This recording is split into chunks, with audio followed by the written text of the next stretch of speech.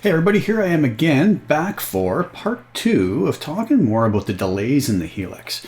I had a few comments that brought some really good points up where they said, you know, maybe you should do another video covering the stereo delays in the Helix. And you know, it is a really good point. I was trying to keep the last video short. It wasn't short even as I just covered the mono delays. It was still I don't know what it was, 45, 50 minute long video. So I'm going to dive into part 2 here and talk more about stereo delays. Before I do that though, I just got to say a couple thank yous. First to Eric Harbauer. I hope I'm pronouncing your last name right.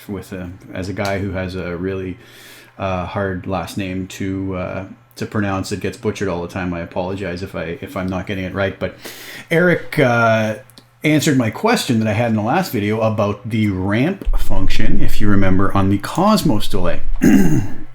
We were talking about the ramp, and I said I wasn't really sure what it was doing. And there's a good reason when I was adjusting it wasn't doing anything, because what it actually adjusts, as Eric pointed out to me so kindly, is that it is going to adjust how quickly the tape speed ramps up to the new tape speed when it is adjusted. So you'll notice here I'm sliding the tape speed around to different, you know, here it's 1.3 seconds, I'm sliding it down, and so on and so forth. So anybody who knows anything about tape delays knows that you get some really wacky psychedelic effects when you move around the time of a tape delay or the tape speed of a tape delay while you're playing. So the ramp is giving us the ability to adjust how quickly the new tape speed is reached or how slowly it's reached. So I thought one good way of demonstrating that. So what I did is I went back to the same patch I was using last time, just on the Cosmos setting, and I assigned the time function to our expression pedal on the Helix. So this is going to kind of demonstrate where you can get some pretty wacky effects with this if you're into that sort of psychedelic rock type of a sound that where we want to blend some really atmospheric craziness into our sound, our tone.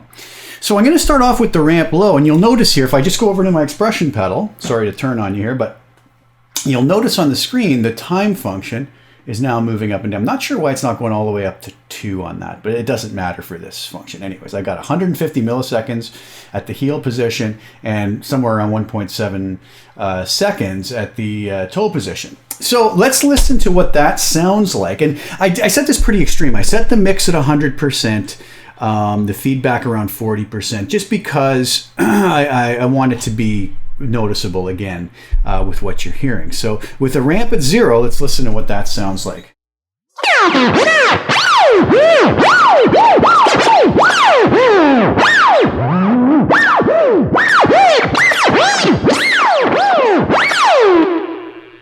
So some pretty psychedelic things going on there. Now let's go to the other extreme on the ramp, and we'll hear how huge a difference this is now when I rock the tape speed back and forth.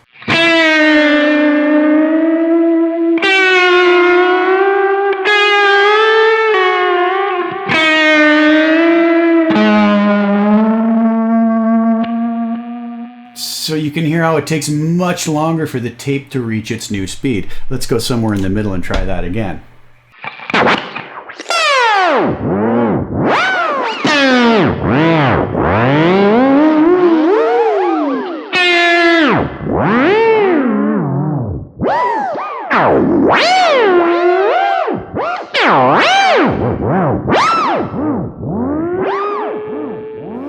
So we can get a lot of goofy effects, right? Back down with the ramp fast.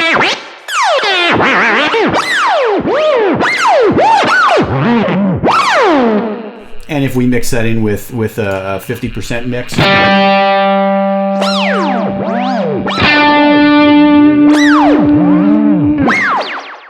Here now we hear the initial note, and then it's mixed in with all the wacky psychedelic stuff. So anyways, thank you so much, Eric. That was awesome.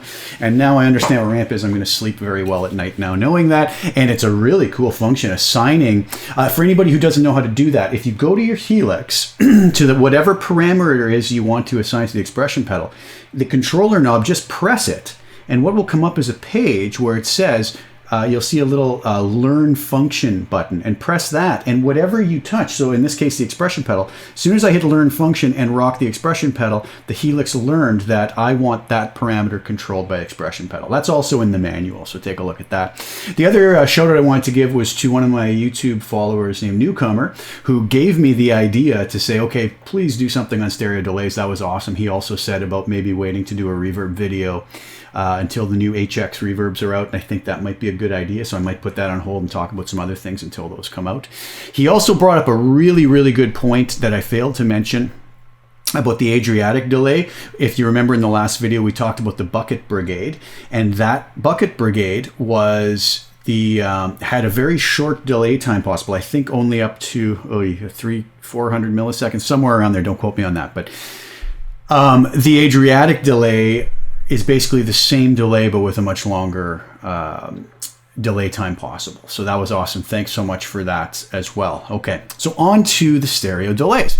What I've done here is I've set up a patch with the multi-tap 4, a multi-tap 6, ping pong, sweep echo, and harmony delay. I'm going to try to get through these a little bit faster because some of the parameters are still going to be the same as what we talked about last time. I'm not going to repeat those, right?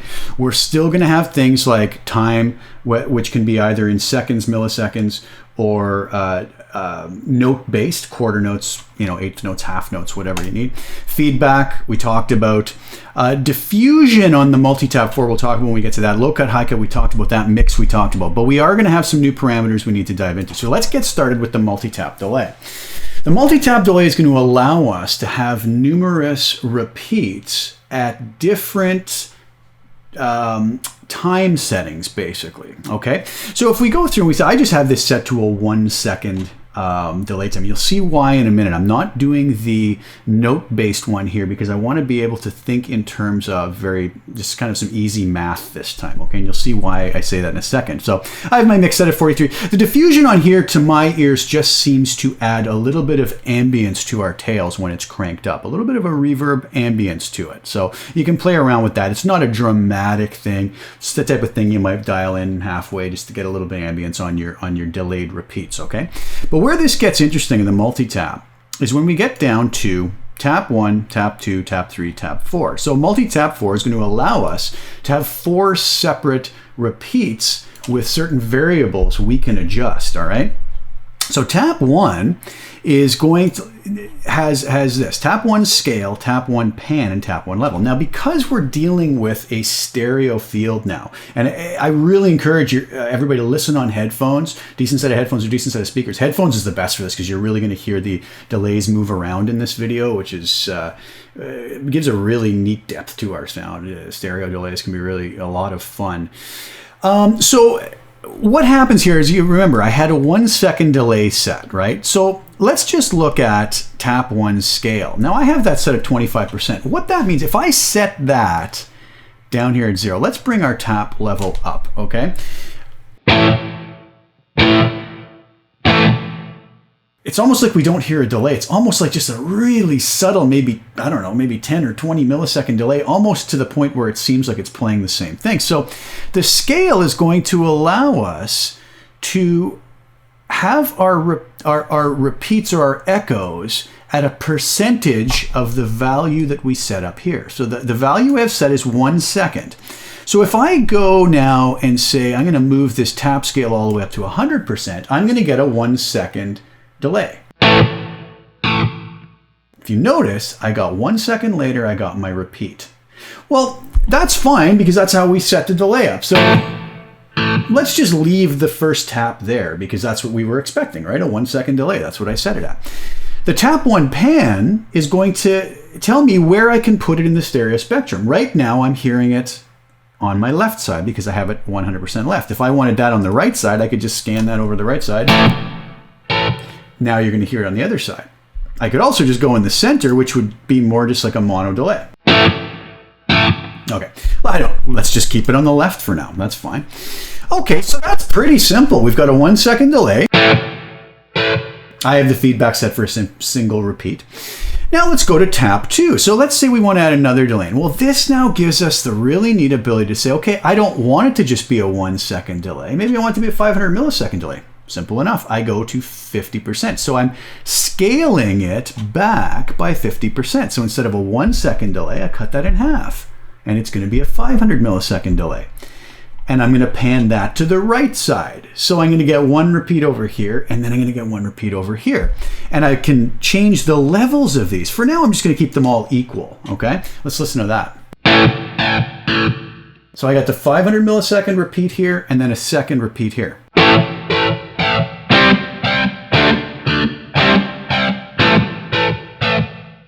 So you start getting this bouncing effect back and forth. Now I could bring the level of the delays down so they're less than my direct signal. Whatever you want. I'm going to keep them cranked up for now just so we can really hear what's going on with the effect. Okay, we can add a third delay to that. And I say, okay, well, instead of maybe doing half, I'm going to do 75%. So this is going to be equal to a 750 millisecond delay. And I'll just pan that somewhere slightly different. Maybe left 50, bring the level up on that. Let's hear that now. Now we're starting to create an automatic rhythm.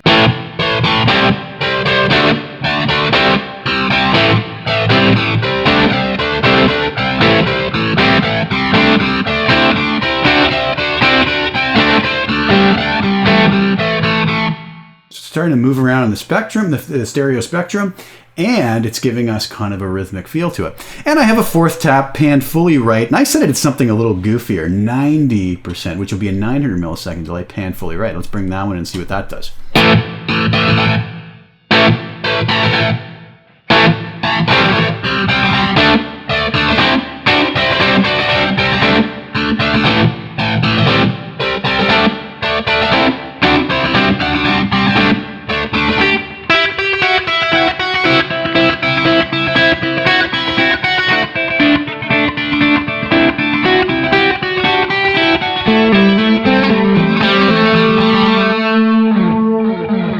Starts to get a little bit overwhelming because there's just so much going on. It's hard to even sort of follow. But man, we can really see how powerful this can be, right?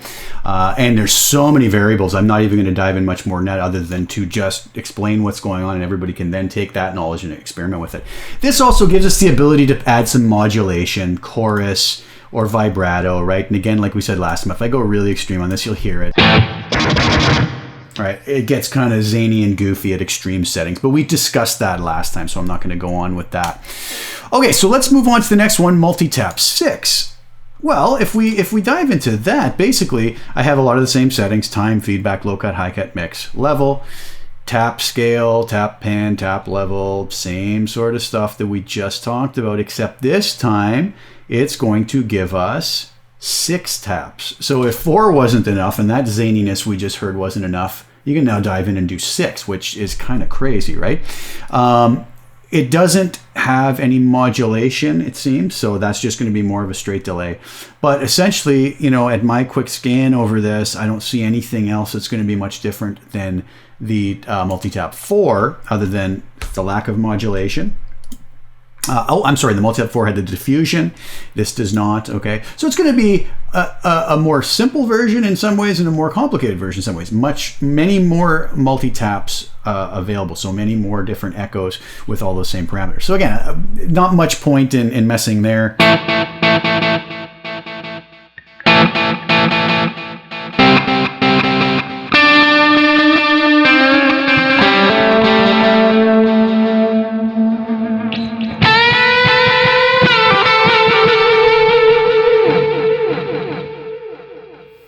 You can see how that can really go on and on. I don't even know how many taps I have on there. Do I have all 6 of them playing? Yeah, it seems to be such. Okay. Anyways, so not much need to really go into depth there because it's the same sort of thing we just discussed with the 4. Let's go to the ping pong delay setting. Okay, so ping pong delay, again, we see a lot of the similar sort of ideas here. We have time. Again, I have it set at 1 second. Feedback, 44%. That scale function again, which we'll discuss in a second, spread, and we have mix, level, low cut, high cut, and trails. Fine. It's kind of a simplified version of what we can get with the multi-tap delays, okay? There's only going to be a couple delays here. All right, we're not going to be able to get the 6 separate delays with different parameters on this. So let's just take a listen here. Now, let me set the feedback down all the way. So I get 2 repeats. That's all I'm going to get out of this. So it's like a multi-tap 2, I guess, if you want to think of it that, as such. But the thing is, we don't have the pan control and we don't have the settings we have in the multi-tap, or do we? Okay, so let's look at the spread function first. Right now, I'm getting a mono delay, a single repeat, 1 second after my initial attack, right? So if I take the spread and move that all the way up, that's now panned my delay over to the left side, okay? If I move that into the middle, it's slightly closer to the middle now, okay? So that kind of, the spread is working as our pan control.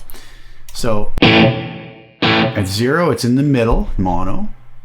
Up at 10, it's going to go all the way to the left, okay? Now, the scale is where it gets interesting. This is going to add another delay in at a percentage of the 1 second we have set. So if I set this to 25%, I'm going to get a 250 millisecond delay, but the 250 millisecond delay is going to be over here on the right side. If I set it at 50%, it's going to be a 500 millisecond delay here and still my 1 second delay here.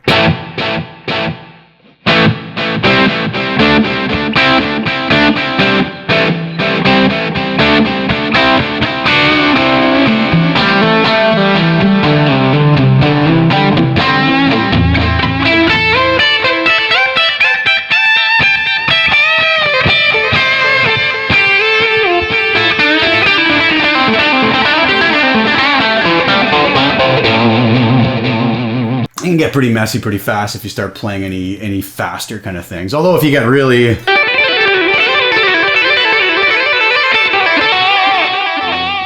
be a cool effect. So that's basically it. So ultimately, if you think about it, ping pong, multi-tap 6 and multi-tap 4 are all very similar effects. They're going to give us various ways to have numerous echoes. In case of the ping pong, it's 2 echoes. Case of the multi-tap 4, it's going to be 4 maximum or less.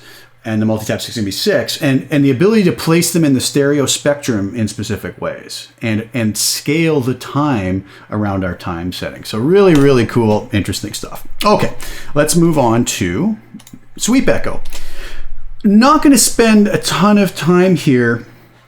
It's a very similar kind of an echo to what we would have had with the mono ones, except it's going to have this stereo filter on our delays. Low pass, band pass, and high pass. High pass meaning if we listen to that. All right, I have that set at these ridiculously extreme settings here again.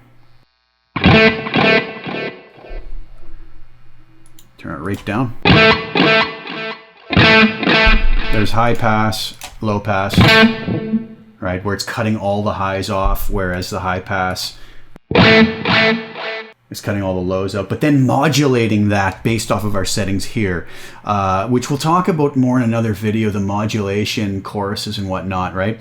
And different shapes of those. That's going beyond the scope of this video a little bit because we'll talk about that with choruses and flanges and whatnot, but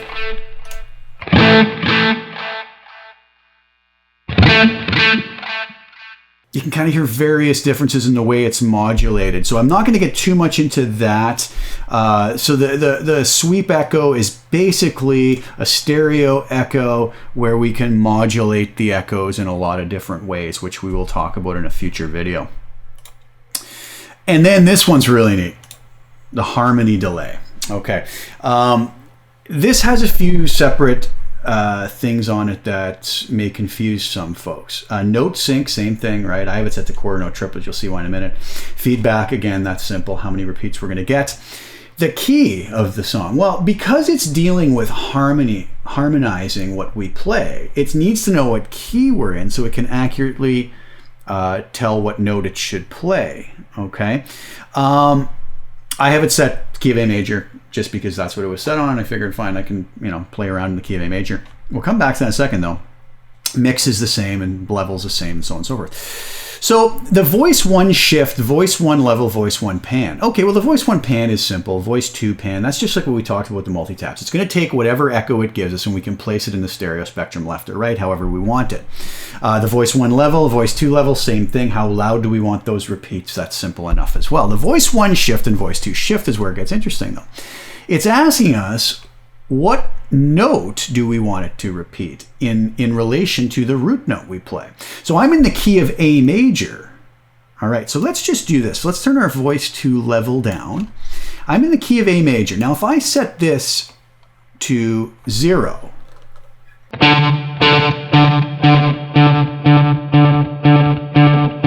you'll hear way over here on the left side, it's just giving me a unison note. Okay, what if I set that to +1?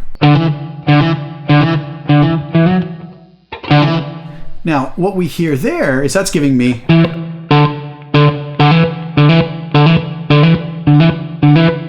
because that's the next note after I'm playing the note D, okay, which is in the key of A, but it's playing me the second note after D in that key. Okay, so if you listen, it's going to be, I'm just creating the effect there myself, but it's going to do the same thing, except panned over here.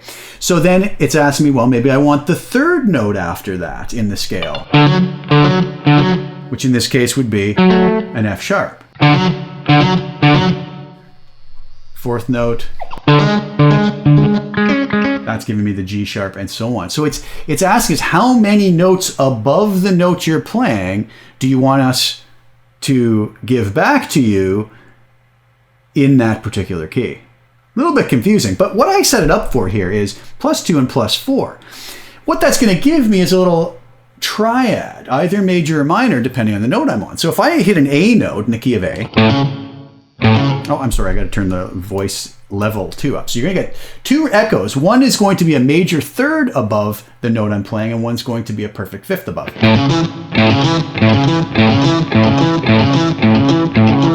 So essentially it's playing a little arpeggio.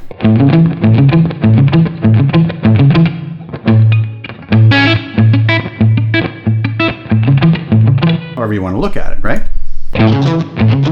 But this is an intelligent pitch shifter. It knows what key we're in. So if I go up to the note B in the key of A, it's going to give me a minor triad. Right? So it knows not to keep that major because that would be a D sharp in the key of B, which would not sound good. So it's giving me... So it's going to follow me diatonically up that key and change notes as it needs to match the appropriate chords for that key.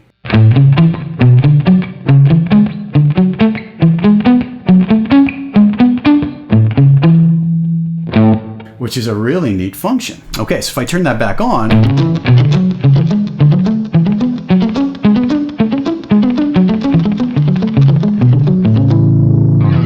so the way I have it set here, again, I have the voice shift, so I've set that to get my interval, the voice level, the voice pan, and then it comes back to this scale function again. So again, I have it set up here this time for quarter note triplets at 120 beats per minute.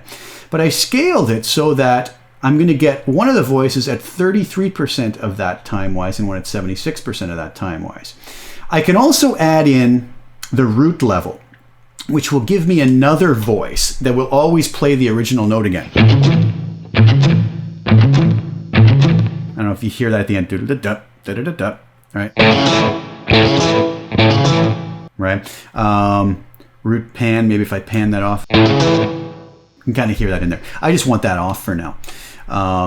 But we can put, so if I start on the A, that's going to throw another A in at the end to give me yet another repeat, right? Low cut, high cut trails, we've already talked about all that stuff. So here's what this can do.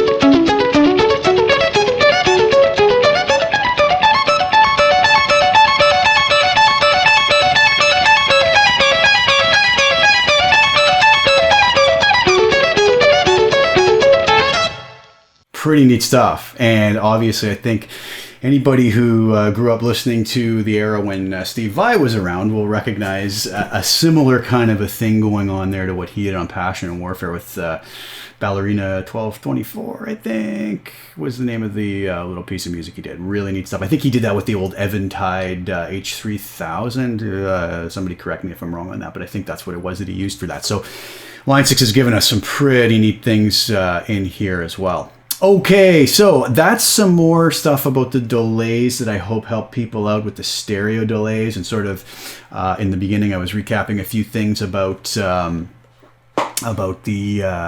a couple corrections, well, not corrections from the first video, but just additions to the first video is probably a better way to put it. So thanks so much, guys. Please stay tuned. Please like, subscribe, share, and I really appreciate all the comments and the support, and we'll see you guys next time.